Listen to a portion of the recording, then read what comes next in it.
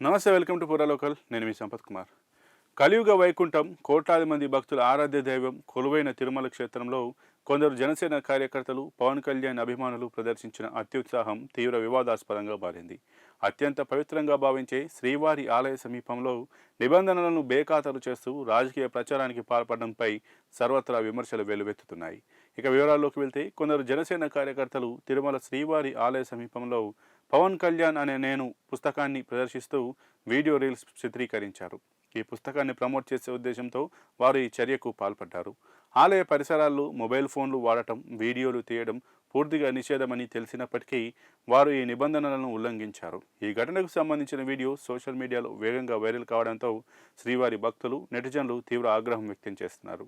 తిరుమల పవిత్రతకు భంగం కలిగించేలా ప్రవర్తించిన వారిపై కఠిన చర్యలు తీసుకోవాలని డిమాండ్ చేస్తున్నారు.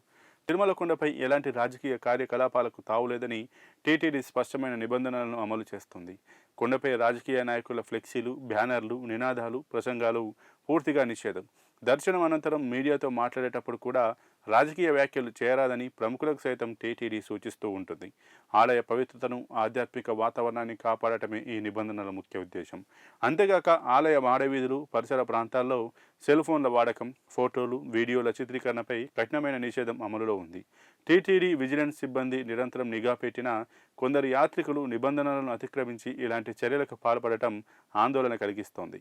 గతంలో కూడా ఇలాంటి ఘటనలు జరిగినప్పుడు టీటీడీ కఠినంగా వ్యవహరించింది.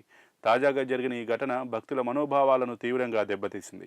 రాజకీయ అభిమానాన్ని ప్రదర్శించాల్సింది పవిత్ర పుణ్యక్షేత్రంలో కాదని, ఇలాంటి చర్యల వల్ల క్షేత్ర పవిత్రత మసకబారుతుందని పలువురు ఆవేదన వ్యక్తం చేస్తున్నారు. ఆధ్యాత్మిక వాతావరణానికి భంగం కలిగించిన ఈ వ్యక్తులపై టీటీడీ అధికారులు ఏ విధమైన చర్యలు తీసుకుంటారోనని అందరూ ఆసక్తిగా గమనిస్తున్నారు. ఈ ఘటనపై టీటీడీ అధికారికంగా స్పందించి బాధ్యులపై కఠిన చర్యలు తీసుకోవడం ద్వారా భవిష్యత్తులో ఇలాంటివి పునరావృతం కాకుండా చూడాలని భక్తులు కోరుతున్నారు.